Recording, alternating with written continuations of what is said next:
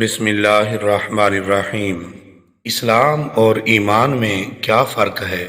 اس بارے میں علماء کرام نے عقائد کی کتابوں میں بہت ساری تفصیلات ذکر کی ہیں۔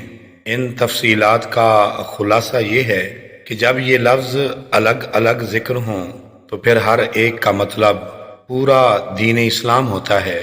تو اس وقت لفظ اسلام ہو یا ایمان، ان میں کوئی فرق نہیں ہوتا۔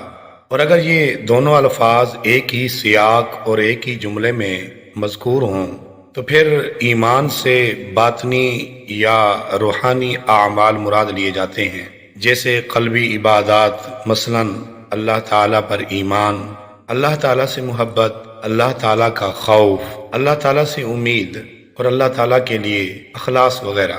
اور اسلام سے مراد ظاہری اعمال ہوتے ہیں، بسا اوقات جن کے ساتھ قلبی ایمان کبھی ہوتا ہے اور کبھی نہیں ہوتا۔ ان ظاہری اعمال کو کرنے والا یا تو منافق ہوتا ہے یا پھر منافق تو نہیں ہوتا لیکن اس کا ایمان کمزور ہوتا ہے۔ ناظرین، خلاصہ یہ ہے کہ ایمان اور اسلام میں حقیقت میں کوئی فرق نہیں ہے، محض اعتباری فرق ہے۔